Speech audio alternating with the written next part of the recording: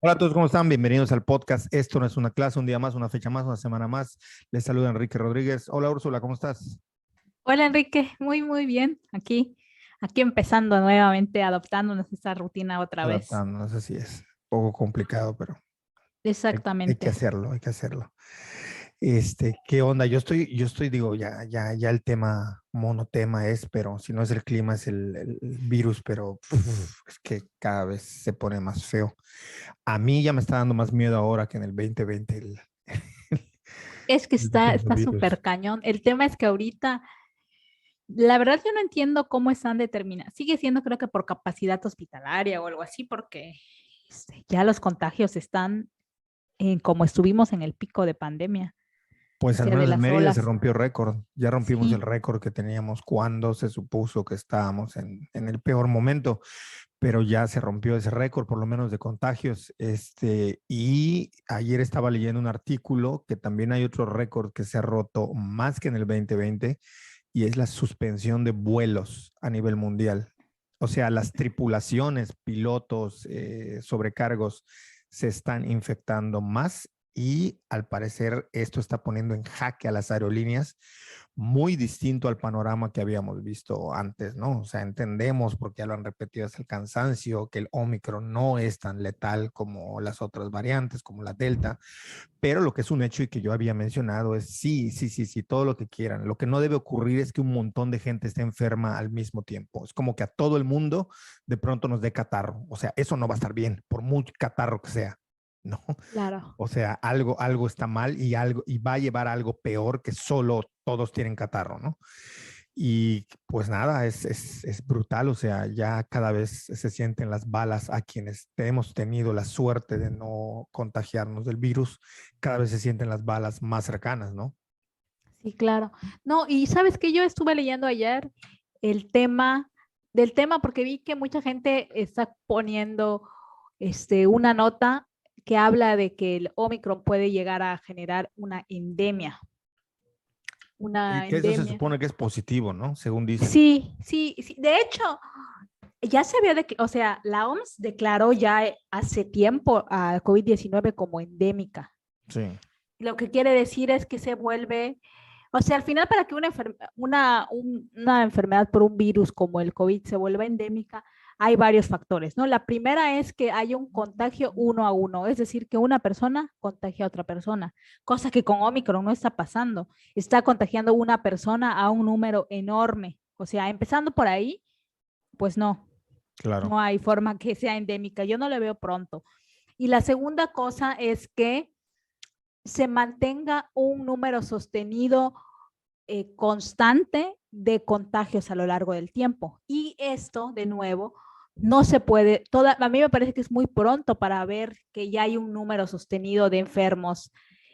Lo que pasa, hay picos exponenciales todavía pues yo no veo realmente cómo es que con Omicron esto va a suceder. Yo lo que veo es que se están haciendo picos, o sea, no podemos declarar, no se puede declarar, no podemos, me incluyo yo, pero no, o sea, no se puede declarar endémica cuando hay estos picos. Tenemos 5 picos últimamente, o sea, no hay Sí. forma que eso se entienda como endémico. Según le vi que un virólogo y no sé qué de Estados Unidos dijo que para 2023, ¿no? Pero así nos decían, o sea, así fue, nos Sí, dijeron sí, que sí, para sí. de 21, luego pensamos que para el Y eso, 22 y ahora para el 23. sí, O sea, ya son 3 años, ¿no? Del virus. Y eso que tú dices es también muy cierto, ¿no? Al principio, no, fake news, es que los medios, yo creo que ahorita hay tanta información rebosada, tan dispar, que ya, o sea, ya llegamos a la parte tan surrealista que lo que en un inicio fueron fake news por parte de los medios de comunicación y las redes sociales,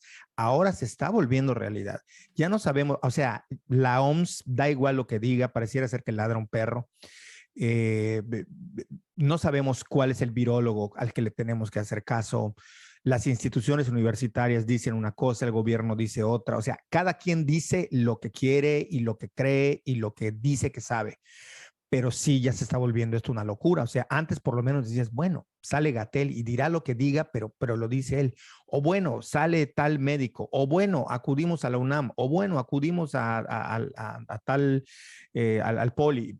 Hoy ya no se sabe. O sea, ya es tan meta verdad todo que no lo sabemos. Y eso también me parece que es una de las cosas negativas que ha traído este virus, ¿no? Que la información, no solamente no hay una fuente sobre la cual podamos saber una verdad más o menos estandarizada, sino que cada quien la está utilizando pues como mejor le plazca, ¿no? Los restauranteros, los empresarios la usan como quieren, los gobiernos la usan como quieren, los estados-nación la usan como quieren, los ciudadanos la usamos a nuestra conveniencia y así los medios de comunicación y bueno, pues así seguirá. Lo que es un hecho es que mientras no se tomen medidas estandarizadas, pues seguiremos aquí repartiéndonos el virus hasta quién sabe cuándo y una nueva normalidad que nunca se ha normalizado. O sea, está increíble eso. Está increíble. Fuera de ponerse gel y hacer ahí 2, 3 rituales mágicos, porque ya se volvieron rituales mágicos simbólicos, no sabemos qué hacer. Pero bueno, saliendo de esa nota, es que sí me impactó esta semana, ¿no? La cantidad, o sea, toda mi colonia alrededor está infectada y entonces dices, pues, ¿qué? ¿De qué se trata esto, no?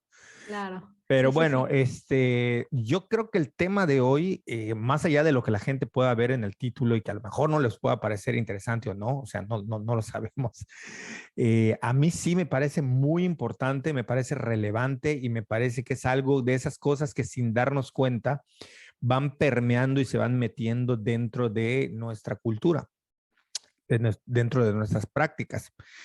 Y tiene que ver desde la revisión de costos, la relación costo-beneficio con el análisis de lo que nosotros consumimos.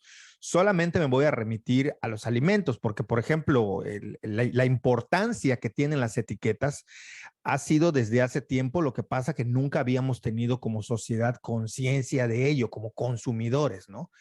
Entonces, a mí me parece que tiene una importancia tremenda. Ya tú nos ayudarás a explicar de esto porque eres muchísimo más estudiada y entendida que yo y que la mayoría, yo supongo, de los que estamos aquí, ¿no? Tanto hablando como quienes nos escuchan.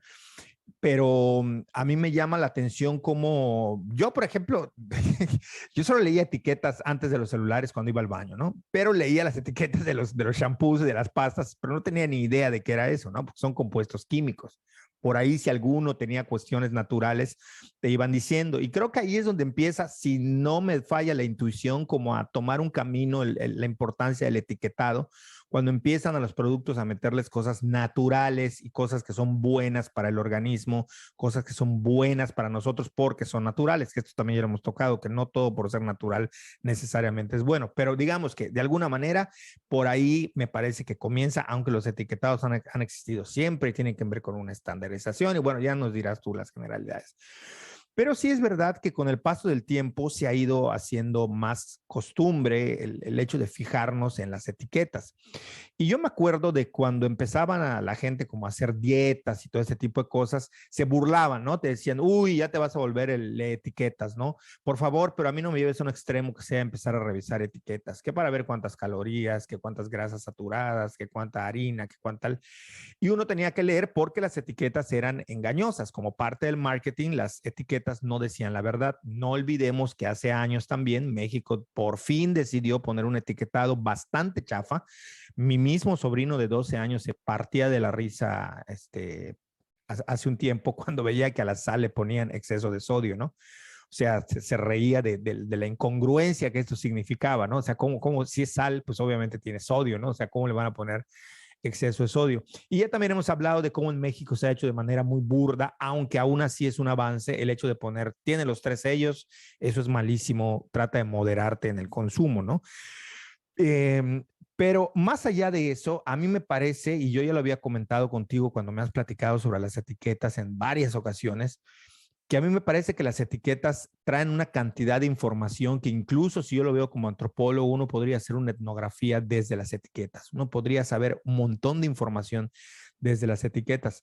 Pero sí me parece que hoy en día, a diferencia de hace años, como estaba mencionando, tenemos más internalizado o más hecho hábito o más pegado a una práctica cultural el hecho de revisar etiquetas. No sé a ti si te parece que están así. En otros países, sobre todo en Europa, lo tienen mucho más desarrollado este hábito, pero a mí me parece que esto es fundamental para no solamente entender nuestro consumo, que nos puede ayudar a entender muchas prácticas y hábitos de consumo, sino también para saber distinguir y hacer una crítica a aquello que estamos consumiendo. Entonces, no sé cómo tú lo veas, ahí dejo el planteamiento más general. Pues es que dijiste un chorro de cosas de las que podíamos como tomar Tú ve llevándolo, es decir, un como la hilito, ¿no? introducción general Casi, y casi tú que ve. un hilito que jalar, ¿no? Y un poco, pues tú sabes que ese tema a mí me gusta, ¿no? El tema de los etiquetados y puede parecer una tontería, ¿no? Que pues si a los contadores les gusta su trabajo, ¿por qué a mí no me va a gustar ser Claro. o saber de las etiquetas? Con el perdón de los contadores, pero realmente creo que es un trabajo hiper aburrido, hiper... Pues a ellos les gusta. Exacto. Por eso digo, si existen contadores que adoran lo que hacen, ¿por qué a mí no me va a gustar leer etiquetas? Y ahí te va, ¿no? O sea, o sea, hay dos razones por las que yo empecé a leer etiquetas y ahorita voy con todo lo que dices, ¿no? La primera razón es que yo estudiaba, cuando yo estudié la prepa, el modelo de estudio justo cuando yo entré a la prepa cambió por completo y de hecho creo que solo 2 generaciones tuvieron ese modelo y luego lo cambiaron porque no funcionó tan bien como esperaban. Pero te dejaban que, ya ves que en las prepas es que cuando pasas a, creo, cuarto semestre, quinto, te vas que a físico químico, a físico matemático, ciencias de la salud y no sé qué, ¿no? Y te especializas, sobre todo en las prepas que son prepas de universidades autónomas. Siempre es así, que te vas al área de físico matemático, ciencias de la salud, administración, sociales y no sé qué. Y los últimos 2 semestres tomas materias de todas de esas áreas, digamos. Entonces, en mi prepa pasó que cambiaron el modelo de estudio y en vez de eso tú salías con un bachillerato general, pero tú tomabas todas las materias que quisieras. Yo tomé un montón, o sea, tomé todas las que pude tomar, y en una de esas tomé temas selectos de química, o lo que se le llama la parte de compuestos aromáticos. Y estaba traumada, me encantaba esa materia. Estaba difícil, pero me encantaba. Y entonces, pues, estudiando esa materia, pues nos decían, o sea, nos enseñaban cómo los compuestos aromáticos que son los derivados del benceno, prácticamente son el elemento principal de los productos cosméticos y de higiene personal. Y nos decía la maestra, pues, si ustedes tienen la curiosidad, lean absolutamente todos los productos que usen shampoo, jabón, no sé qué, y se van a dar cuenta. Y yo ya sabes que soy obsesiva y me obsesioné y leía todas las etiquetas así, decía, sí, es cierto. Oye, ¿el benceno tiene que ver con el benzonatato o no tiene, o son dos cosas diferentes? No, no tiene que ver. Ok, ok. Bueno, sí, no, o sea, sí, pero no es necesariamente de los compuestos aromáticos que yo estoy hablando. Ok, ok. Entonces, pues ya, yo me ponía a leer y se me quedó esa manía de leer las etiquetas de los productos de higiene, sobre todo de higiene personal y eso, no de alimentos.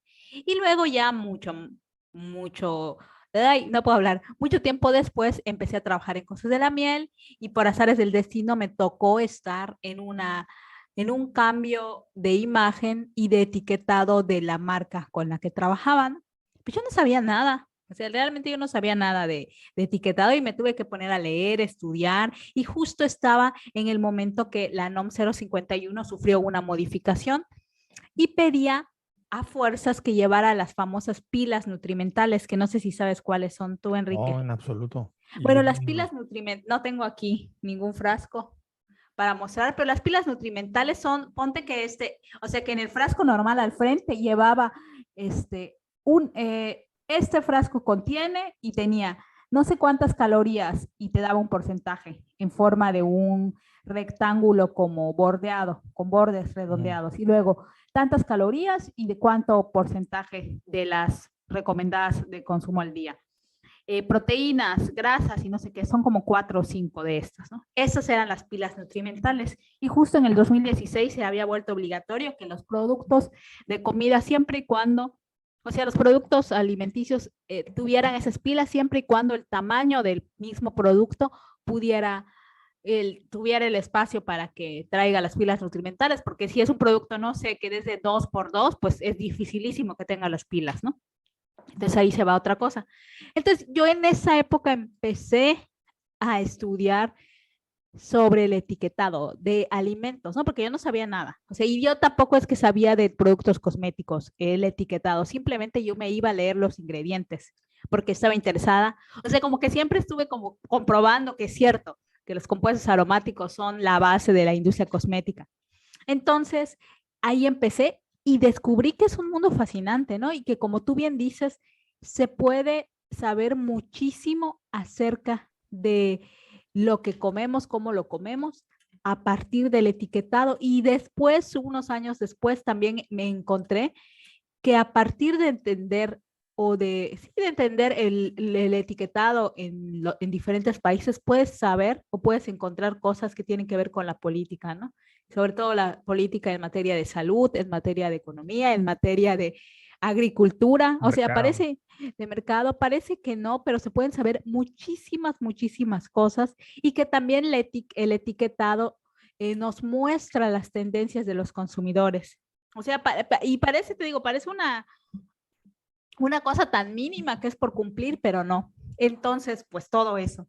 Y ya me perdí de lo que tú habías No, no, comentado. no. O sea, a mí me surge, por ejemplo, ¿cómo podríamos saber, por ejemplo, vamos uno por uno, ¿no? Ajá. ¿Cómo podríamos saber qué tiene que ver con política?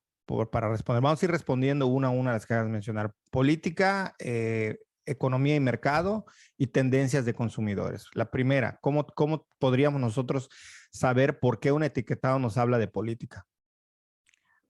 Por varias razones. La primera, y hay que como plantear que el etiquetado no solo responde a México, sino al final responde a una economía global. Eso es lo primero que hay que decir, ¿no? Y que, por ejemplo, México tiene una norma que es la norma 051, que se modifica el 27 de marzo de 2020, pero que digamos que tiene una trayectoria que tú puedes rastrear históricamente las modificaciones que ha tenido la norma y las razones por las que ha tenido esas modificaciones, ¿no?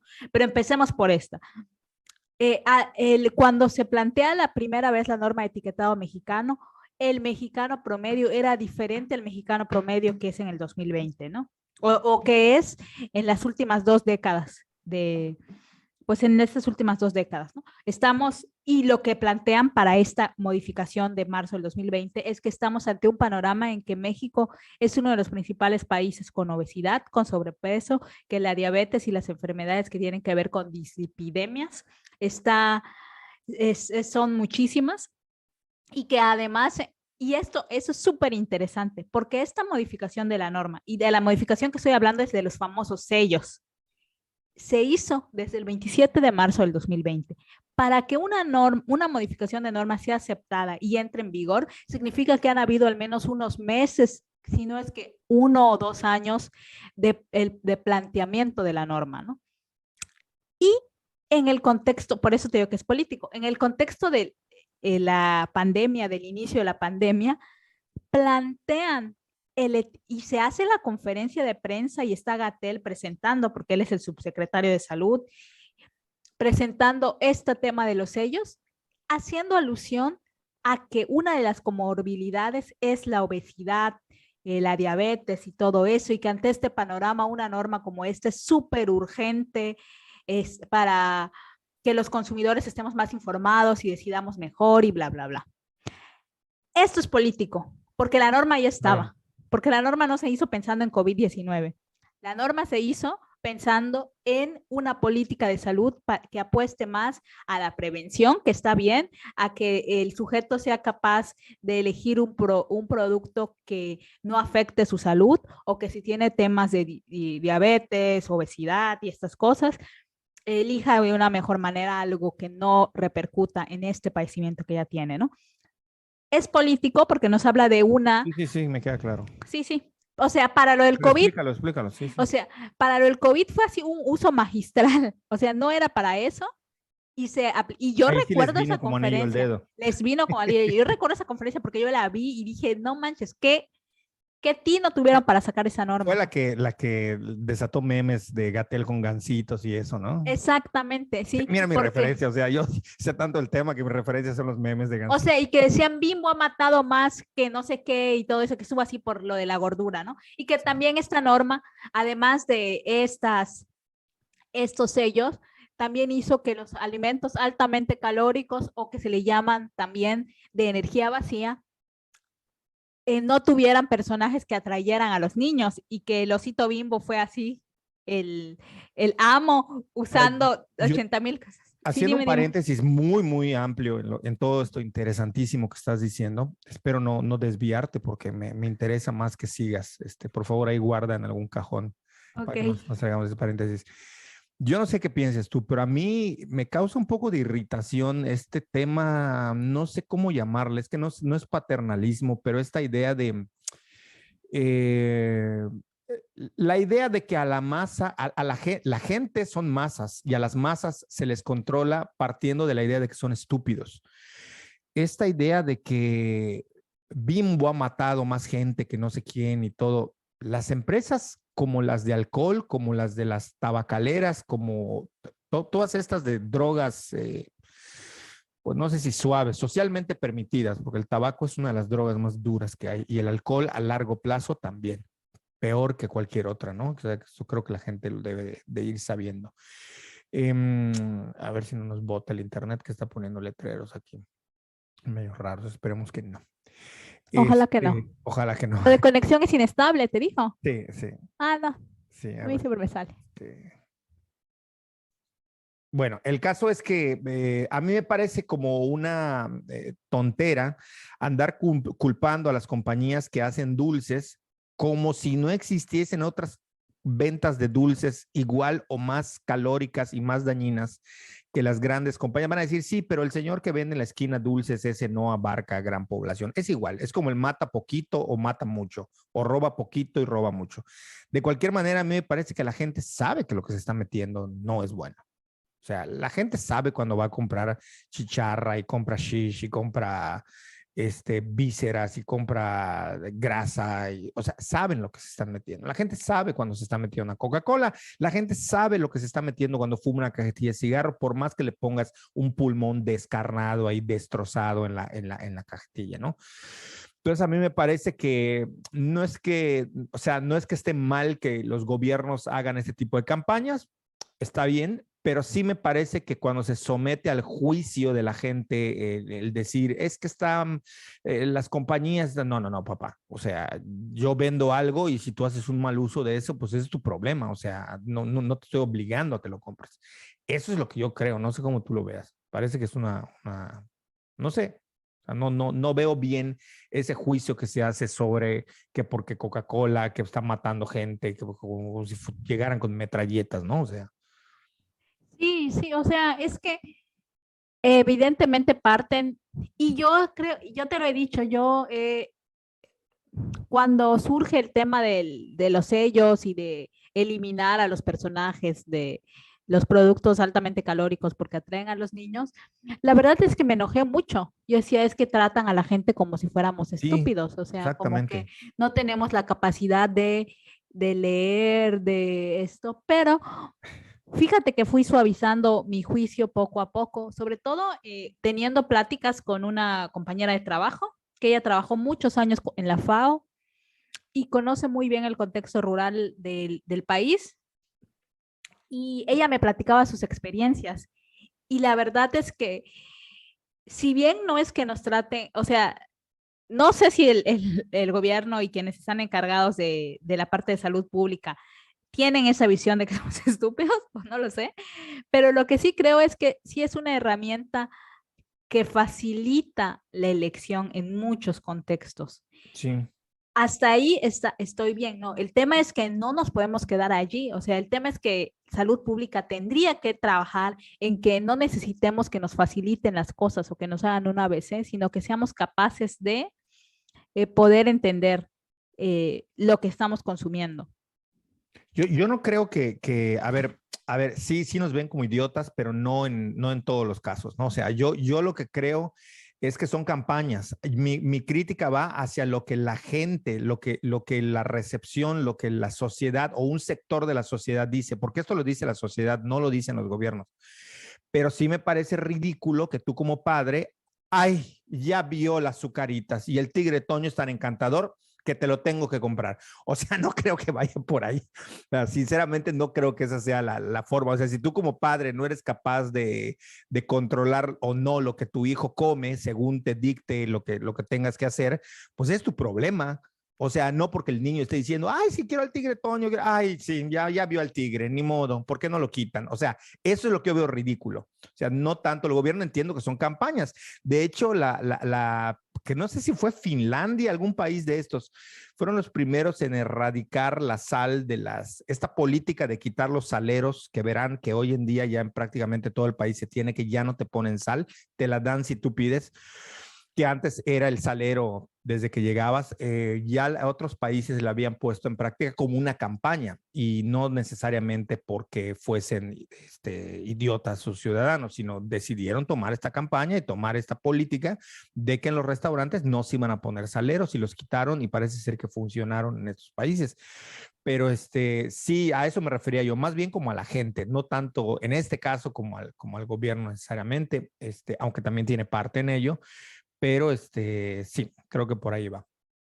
Ok, sí, sí, sí, también estoy de acuerdo con eso, ¿no? Te digo, al final sí me parece que ha funcionado, pero creo que es necesario hacer más Hacer y no más. se ha hecho más, no se ha Y, hecho más. y O eso no era, conozco qué más se esté haciendo. y eso era la parte de la política, ¿no? Luego habíamos hablado de la otra parte que tiene que ver cómo nos habla una etiqueta de la economía, es decir, de la parte de mercado de la economía.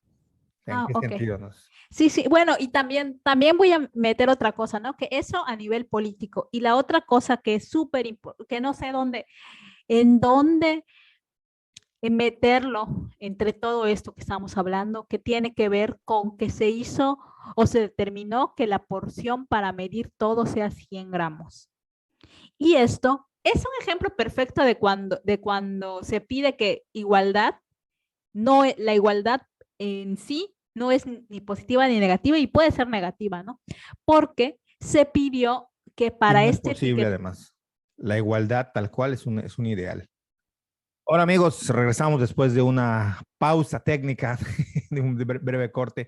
Me estabas contando, Úrsula, el tema de la igualdad, ¿no? De cómo la igualdad es deseable, ideal, pero no es posible, tal como se plantea, y que se hizo como una estandarización de los 100 gramos, ¿no? De que, sí, sí, sí, sí, o sea, se tomó la determinación de que la porción para explicar todo en las etiquetas sea 100 gramos en cualquier tipo de producto. El caso es que pasa que con ciertos productos 100 gramos es una porción enorme, o sea, y yo tengo el ejemplo claro, todos los que producen o producimos confitería o cosas así, nuestra porción es muy chiquitita. Por ejemplo, un caramelo de miel, por poner un ejemplo, pesa 8.8 gramos. O sea, hoy todavía pesé caramelos, ¿no? Y la porción es un caramelo, pero yo tengo que poner en mi etiquetado que la porción o explicar todo en 100 gramos y así parece que es extremadamente hipercalórico, pero nadie en su sano juicio se come 12 caramelos de un jalón. claro, Ni los niños se comen 12 caramelos de un y jalón. cansa que estén ahí anolando, como Lo dirían los mismo pasa abuelos. con la granola. 100 gramos de granola es mucho. O sea, 100 gramos de granola son como 2 puñotes. O sea, normalmente tú no usas toda esa granola para adicionarle a tu yogur o a esto. Y eso hace parecer que son productos hipercalóricos, que lo son, sí lo son. Pero Sí, la porción en la que los consumimos es pequeña.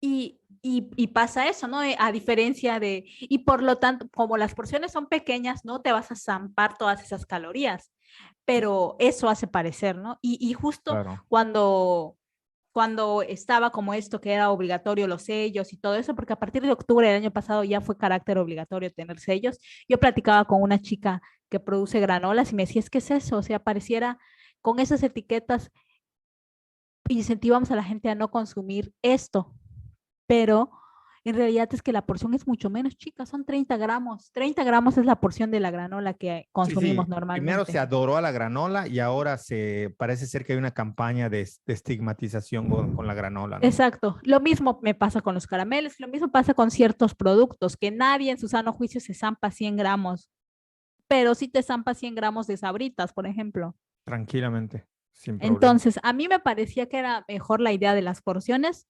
que las porciones reales del alimento que consumimos, ¿no? O sea, caramelo es un caramelo, granola es un puñito, pero bueno, pues esa es la idea, ¿no? Al final, y a ver qué pasa. Ah, lo que seguía era con la parte económica, decías. Ajá, sí, pero antes un paréntesis que yo creo que eso es importante también, que algunos nutriólogos, no sé si todos, pero algunos nutriólogos hoy ya están enseñando o dando pequeñas clases a la gente que va a consulta de lectura de etiquetado, por si pensaban que esto era una locura, no nada más ver cuántas calorías tienen, no se llama contador de calorías, no, es ver un montón de productos que van más allá del número de calorías, porque las etiquetas, en la medida en la que todo se ha ido complejizando, también las etiquetas se han hecho más complejas y muchos nutriólogos te dan como una especie de curso sobre etiquetado, ¿no? Sobre cómo leerlo.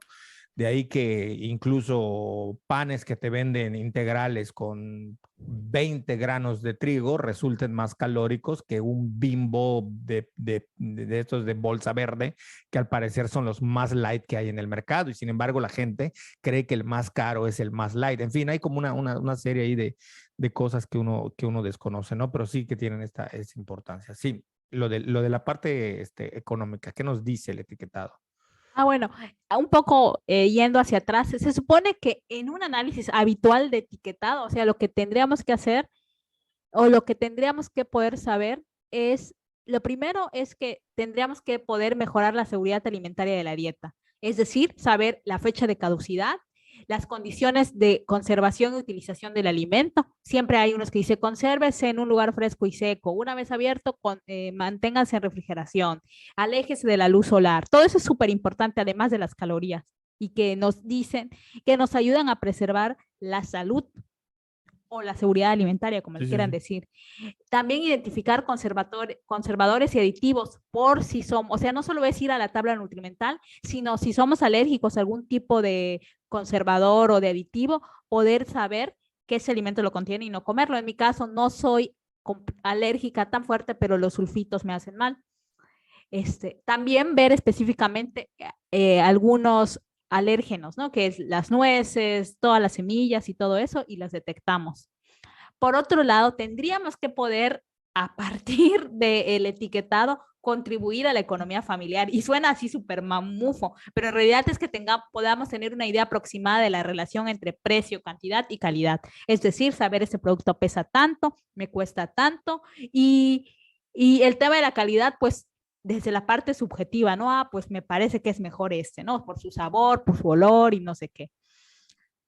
Y por otro lado, nos debería el etiquetado, el análisis que hagamos, ayudar a mejorar nuestros hábitos alimenticios, ¿no? Porque tendríamos que conocer con seguridad los ingredientes que contienen los alimentos. Y si nos vamos a dos salsa catsup, ¿no? Uno que diga jarabe elaborado con, o en uno de los ingredientes, jarabe con azúcar y tomate, ¿no? Y otro que diga tomate. Sabemos que el que tiene tomate va a ser mejor. Y por otro lado, ¿y qué es lo último entre todo lo que estoy diciendo? Conocer las características nutricionales de los alimentos, que es lo que hacemos a través de leer la tabla nutrimental, las pilas nutrimentales después y ahora los sellos. O sea, todo eso Sí, es lo que... sabemos que es complicado que la gente ahorita o escuchando este podcast diga, no, pero por lo menos que entendamos la relevancia de las etiquetas, no para que nos pasemos, porque entonces vamos a hacer un supermercado de 4 horas en lo que leemos todos, en lo que analizamos todo, cuando no se sabe. Cuando ya sabes, pues ya pasas, lees y vámonos. Sí, O ya eso es sabes lo... qué productos están vinculados, ¿no? Pero a mí me llama la atención algo que tú ya me habías mencionado antes, que, por ejemplo, el tema del gran mercado que es mercado en su manera global, pero también mercado a nivel nicho, esto de los famosos productos orgánicos, que muchas veces te cuelan productos que supuestamente son orgánicos porque supuestamente tienen productos naturales, pero que muchas veces o son derivados o son directamente embustes, o sea, no son esos productos, o sea, son como imitación de lo que te están vendiendo y por otras características ya los colocan como orgánicos, ¿no? O sea, Bueno, que hace que eleve sus costos, sus precios. es que el tema con lo orgánico sí es un gran tema porque La acepción como legal de orgánico es un producto que tiene una certificación orgánica y una certificación orgánica la da un ente certificador como Certimex u otras, ¿no? Y este proceso de certificar un producto orgánico lo encarece muchísimo. Por eso el sobreprecio de un producto que esté etiquetado orgánico, pero no que solamente diga o se publicite como orgánico, sino que tiene en su empaque un sello de orgánico Zagarpa, orgánico Certimex, orgánico eh, Eucert y todas las certificadoras que no, ya ni sé cuántas hay, eso es muy caro. O sea, pagar esa certificación es muy cara. Entonces, eso da un sobreprecio.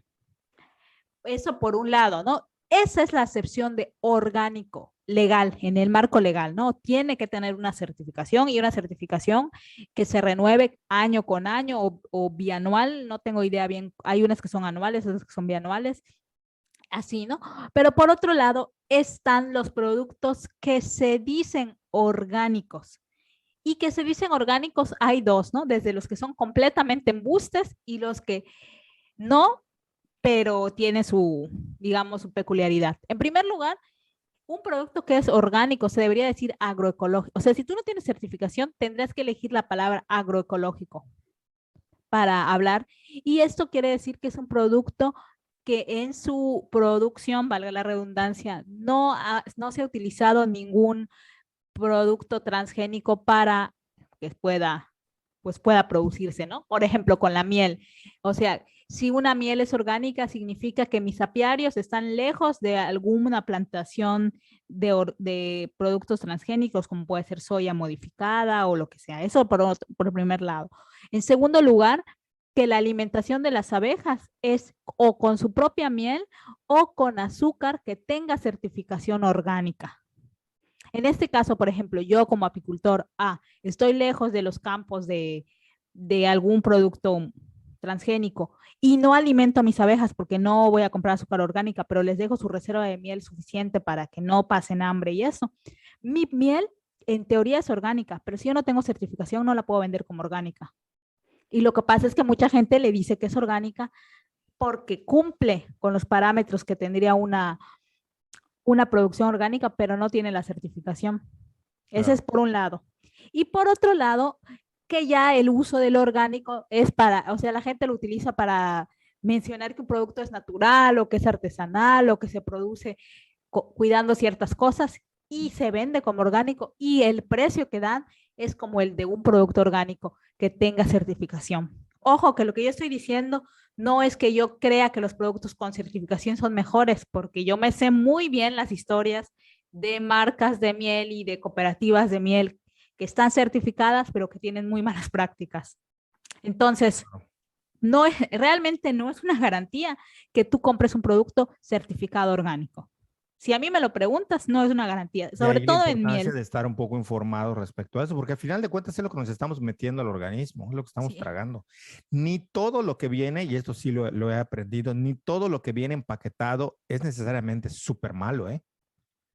Hay un montón de cosas que están vendiendo hoy en día, entendiendo que la tecnología le ha llegado a los alimentos. O sea, no nada más lo que viene de campo, lo que se hace, la carne que se saca de ganado del campo. No, hay también ciertos procesos en los que ya están haciendo comida empaquetada que no está mala, o sea, me refiero, no te hace daño, incluso están ya con algunas proteínas como más de Popeye, más recargadas, no sé cómo decirlo.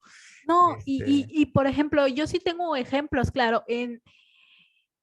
por ejemplo, con el huevo y con ciertas vegetales en las que hay que cuidar la cadena de frío en todo momento, a veces es mejor comprarle a una marca grande. La razón es que una marca grande tiene todas las posibilidades para cuidar la cadena de frío desde que se cosecha hasta que llega a tu boca casi casi, mientras que a veces las pequeñas no cuentan con transporte refrigerado, no cuentan con todo lo necesario para hacer un manejo post cosecha bueno, y entonces puedes comerte un producto que está en un estado ya de putrefacción, aunque no sepa mal. Claro. Entonces, sí hay que ser, o sea, sí hay que tener ese criterio, porque el parece auge que que no lo está hay. teniendo ahorita los alimentos deshidratados, por ejemplo, que perfectamente se pueden empaquetar al vacío y te llegan y cuando los abres, ahí contienen prácticamente todas sus propiedades, ¿no? Sí, completamente. O sea, sí, sí, definitivamente hay muchas cosas que están allí Y que que yo creo que hacia ahí va la tecnología con la alimentación, ¿eh? A crear cada vez, a lo mejor, alimentos que sean menos gourmet en el entendido, no de alta cocina como tal, sino alimentos que no tienen tanta parafernalia para comprarse y prepararse y llevarlos a la mesa, pero sí alimentos que van a ahorrar tiempo, que van a ser igual o más efectivos en su calidad nutrimental y que no nos estamos dando cuenta. O sea, no sé si en el momento que un bistec quepa en una píldora, pues no sé si haya restaurantes donde puedas ir y pedir tu píldora de a bistec, ¿no? comer tu píldora, sí. Pero sí, creo que un poco va por allá. Y esto que estás diciendo me lleva a la que a mí de verdad más me interesa, me emociona incluso, cómo una etiqueta te puede hablar de las tendencias de los consumidores, porque hablar de tendencias de consumidores es hablar de tendencias socioculturales tal como yo lo veo. Aunque le suene raro a los antropólogos, hablar de tendencias, de patrones, de hábitos de consumo, nos habla de cultura, hacia dónde va la cultura. Entonces me parece eso que es súper importante, ¿no?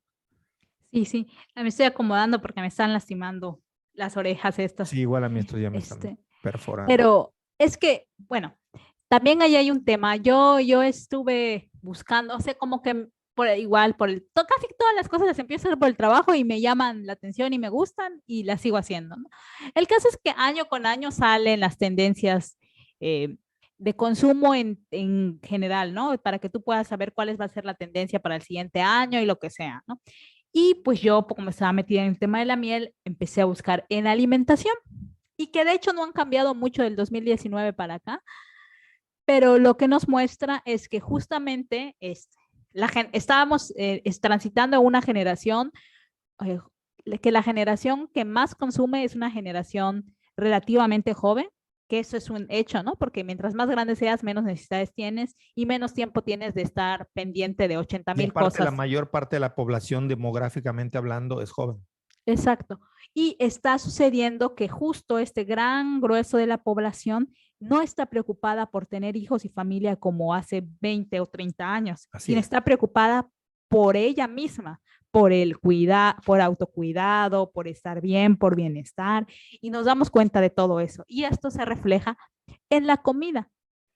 El interés que tienen las personas por que su comida sea sana, que sea buena y que sea limpia, ¿no? O sea, y cuando hablamos limpia es que no tenga cosas que nos puedan hacer mal, hasta el punto de que mi comida tiene que ser extremadamente natural y casi casi que el fruto se tiene que caer del árbol para que yo lo pueda comer, no lo puedo arrancar porque daño la vida, ¿no? O sea, hay esos extremos. Sí, sí, sí. Y entre ellos, una gran tendencia es el de la trazabilidad, que yo desde que te comenté ese término hace tiempo te Me encantó. encantó, porque yo creo que, perdón, se aplica, es decir, se puede utilizar ese mismo concepto, yo veo que es término guión concepto, ¿eh? Sí. Yo creo que se puede aplicar para cuestiones socioculturales. Se aplica en la arqueología, se aplica en la historia y yo creo que en muchos sentidos se puede aplicar para estudios culturales. No sé si quieras explicar qué es la trazabilidad para quienes no sepan. Sí, bueno, la trazabilidad es poder saber de dónde viene lo que tienes en tus manos, básicamente, ¿no? O sea, en la miel está clarísimo porque existe un programa nacional y al final es un programa nacional, pero al final en todo el mundo sucede de trazabilidad. Es decir, tú desde tu apiario tienes que tener localizadas tus colmenas, ponerle sus nombres y cuando coseches, identificar que la miel que cosechaste vino de la colmena tal y la coseché en el mes tal, ¿no? Y cuando tú vas a venderla, como generalmente se vende este, a los grandes almacenes, llenas con tu registro todo eso y entregas la miel. Y la miel que la procesan los grandes acopiadores y vendedores, entregan esos registros para que si sucede que a alguien, yo en el supermercado compro una miel y esa miel tiene un lote que es el lote desde que se envasó, que da información acerca de todo lo demás. Entonces, pues esta miel me dio diarrea, ¿no? Me enfermé o me hizo muy mal, la reporto. Entonces, con el lote, quien la vende, el distribuidor final, tiene que ser capaz de poder hacer todo el camino hacia atrás para ir hasta con el apicultor y saber qué es lo que pasó, porque este lote de miel salió mal, ¿no? Y ya el apicultor investigará y lo que sea, ¿no? Eso es la trazabilidad. Y si había quedado así, ¿no? En este punto, en los alimentos, que tenías un lote, tú cuando compras una salsa casera de cualquier marca, puedes ver el lote, ¿no? Y si te hace mal, pues vas a la tienda y se tiene que poder hacer todo ese proceso. Hasta ahí era. Y que casi que ni se hacía. Ese proceso se llama recall. Y casi no se hace, o sea, es raro. Solo en cosas extraordinarias, que, me salió un pedazo de hueso en mis sabritas, ¿no? Cosas así. Pero no es o sea, yo habitualmente no he visto que se haga un recall. Pero ya se fue a más allá. La gente quiere saber quién, o sea, quiere saber desde el momento quién lo produce, cómo lo produce y que generalmente sea un pequeño productor. Hasta allá ya se fue. Entonces, cada vez más y más las etiquetas están yendo a que tú sepas eso, ¿no? Por ejemplo, yo este año voy a cambiar mis etiquetas para decir en qué fecha y en qué lugar se cosechó la miel que se está comiendo, ¿no? Claro. Porque eso es algo que se quiere saber, pero como tú bien dices, es información súper valiosa que no se ha usado, que se sabe, o sea, tú puedes saber, digo, para activar un proceso de recall tienes que hacer todo eso, pero si las etiquetas, a lo que está pugnando el consumidor es que cada vez más no se tengan que hacer un proceso de recall, sino que tú tomes tu frasco y no sé, aquí diga, el señor fulanito de tal produjo esto o parte de este frasco fue producido en tal localidad, en esta fecha, en estas condiciones y más, ¿no? O sea, ya cada vez está siendo más interactivo. Lo que el consumidor quiere al final es que pueda de alguna manera participar de la experiencia de producir. Que no es del todo lejano si tomamos en cuenta que algo de eso, no así como tal, pero algo de eso ocurre con los vinos, ¿no? O con todo aquello que tiene denominación de origen. Un poco esa es como la idea, que tú sabes que te estás tomando un vino que fue envasado en tal momento, que se sacó de una barrica en tal momento, que es de tal uva y que llegó y que pertenece a una región y O sea, tú con los vinos perfectamente puedes hacer esta especie de trazabilidad. Bueno, sería lo mismo para el caso de los alimentos, ¿no? Es que no es especie, es trazabilidad. Los vinos tienen un sistema de trazabilidad muy fuerte, como la tiene la miel, como la debería tener casi cada producto que nos metemos a la boca. El tema es que ya cada vez les está interesando y nos está interesando como algo que quieres consumir al momento. Quieres consumir el producto, pero también quieres consumir y suena horrible al productor. Sí, claro. Exacto. O sea, sí, tu consumo... porque se vuelve parte de la carga simbólica del costo, el hecho de saber, pero yo sé quién es el productor. Exacto. ¿No? Y Se vuelve tiene como que parte ver de la con carga. otro de los grandes valores de este este grueso de gente, ¿no? Que es el tema de las causas. A este montón de gente joven que no está teniendo hijos, que en muchos casos son unifamiliares o de parejas que no son para toda la vida, nos interesa, y digo no es porque yo soy parte de ello, ¿no? Tener causas que apoyar, o sea, somos el tema de las causas. Entonces vemos en los productores una causa que queremos conocer y que queremos aportar y saber que nuestro consumo, además de que es bueno, limpio, sano, ayuda a alguien. Entonces sí, está cañón. Yo creo que es importante, y así, aquí sí quisiera yo meter mi cuchara en algo que a lo mejor no es la intención del comentario, pero yo sí quisiera mencionarlo.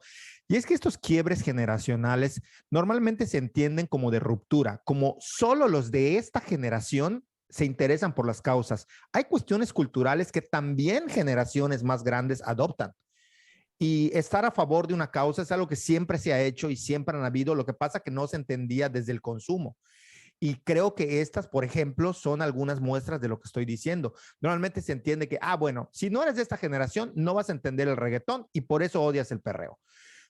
Sí, puede ser, pero hay otras cosas culturales que pueden adoptar múltiples generaciones, como hay un montón de cosas que las generaciones jóvenes adoptan de generaciones mayores, de sus padres o incluso de sus abuelos. O sea, creer que siempre existen rupturas generacionales irreconciliables me parece que es un error, ¿no? Por algo la cultura se va conformando como tal, porque los jóvenes adoptan de los adultos y los adultos, aunque no les guste, también adoptan muchas veces cosas de los jóvenes. Y me parece que esta de las causas es una que podría entrar. No con esa intención, no con esa visión, pero que creo que a nadie le podría resultar como difícil entender, bueno, estoy pagando por un producto que además tiene como una causa, ¿no? Como que tiene un origen, nada más Ah, como votación. sí, sí, sí. Yo, o sea, yo jamás diría algo así.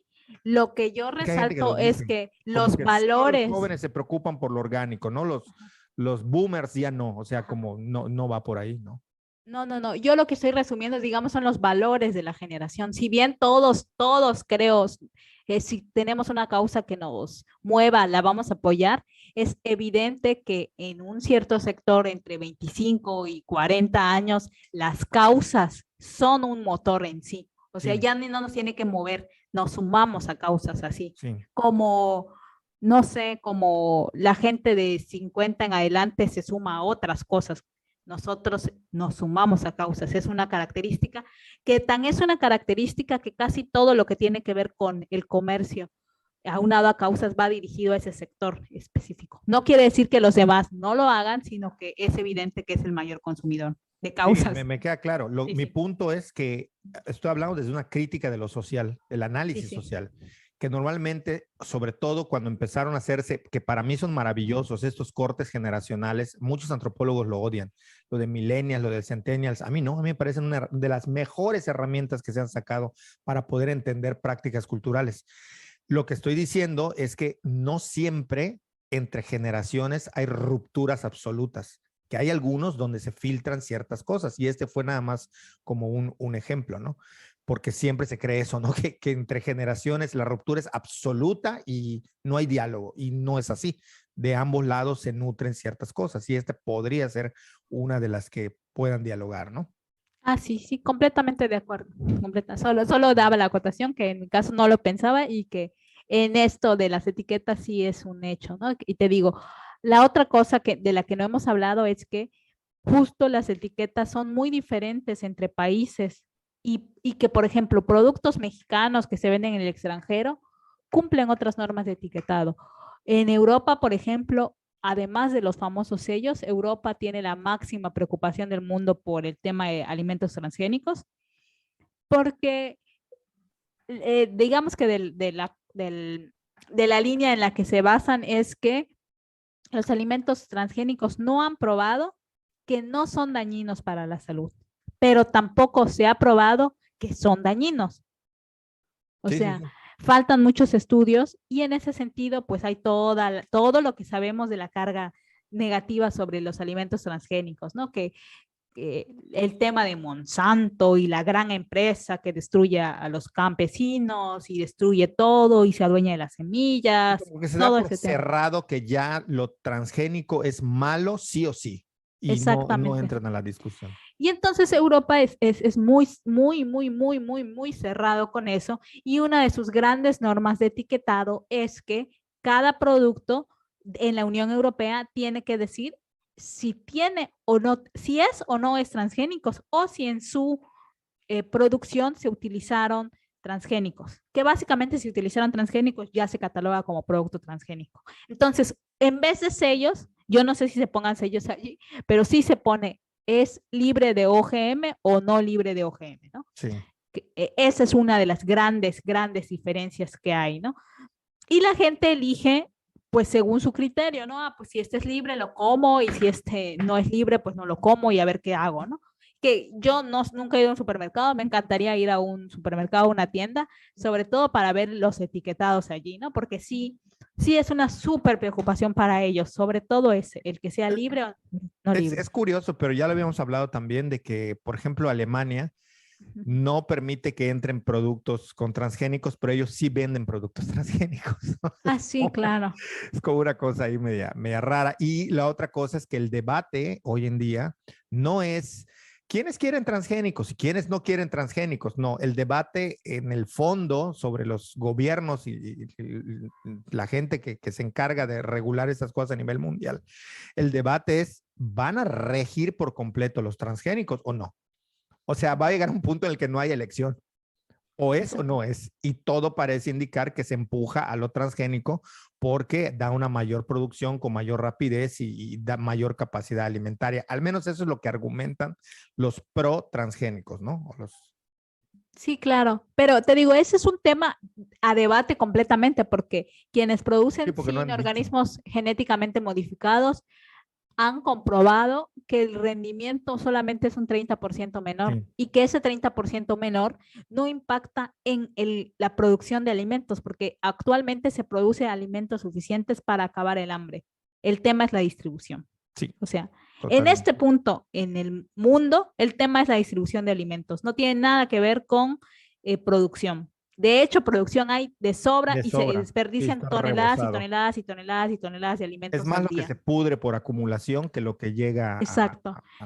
que el hambre, por decirlo de un Exacto. modo. Entonces es una discusión que no va a, si a mí me preguntas, no va, no tiene ningún sentido hablar. Y no, y yo no, yo lo digo abiertamente, yo no concuerdo con sistemas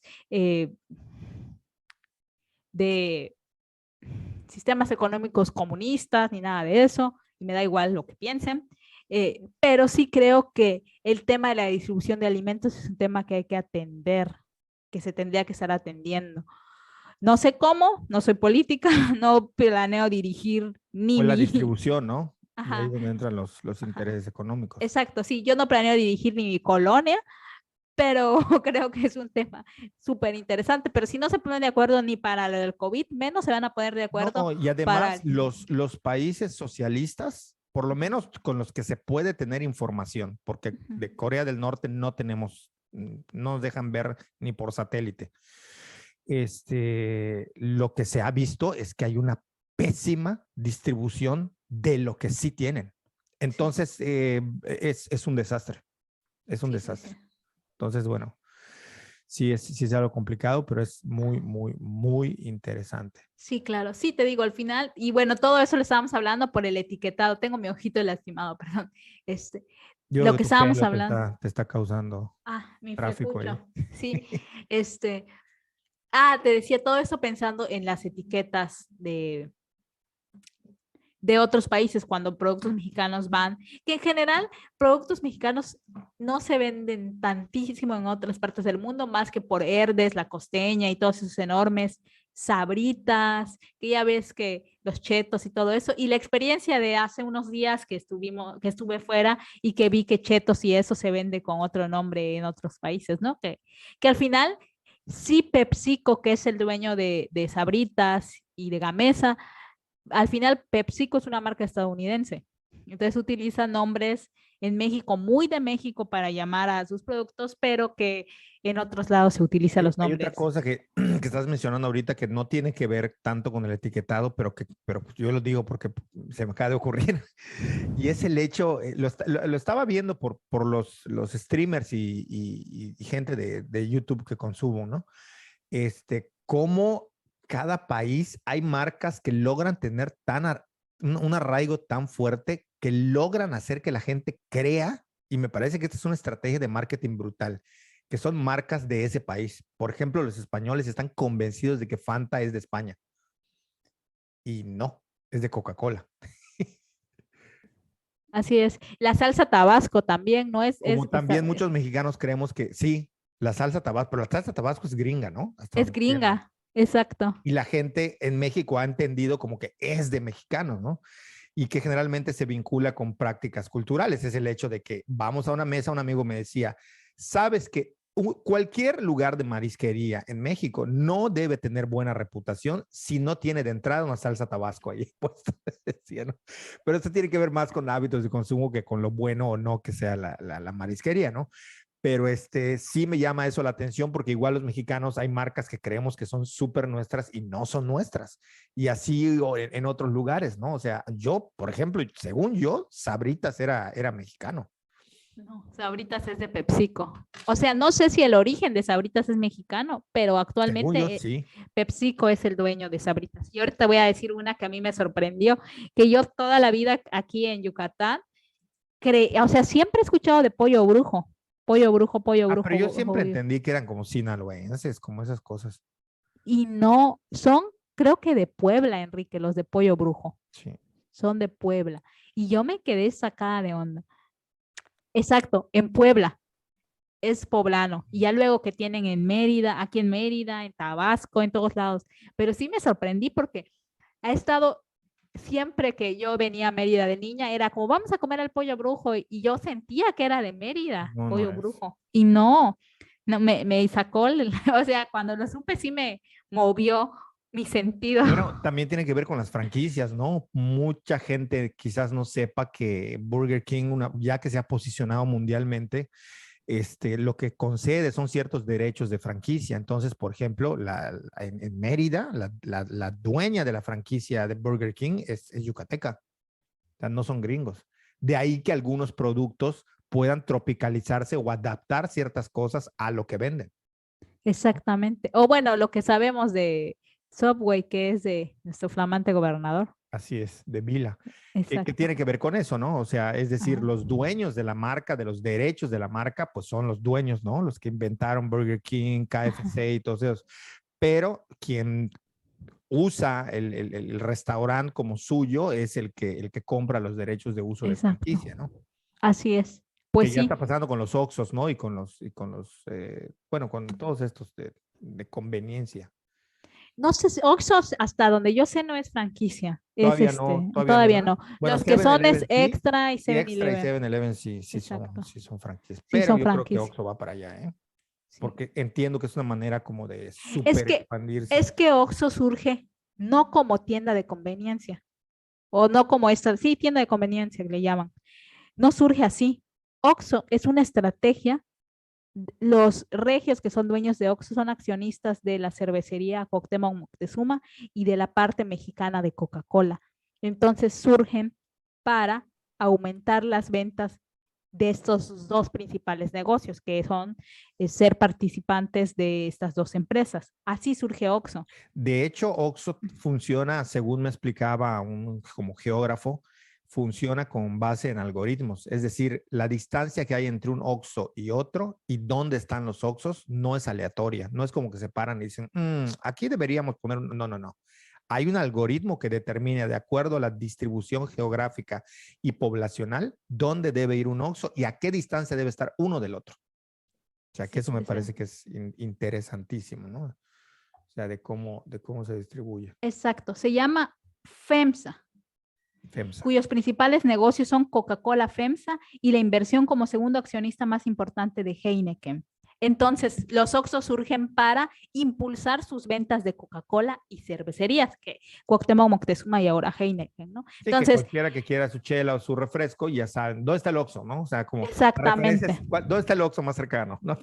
Exacto. Entonces, por eso no son franquicia, porque la idea es que impulsen sus ventas a menudeo de sus productos principales, que es Coca-Cola y cervezas.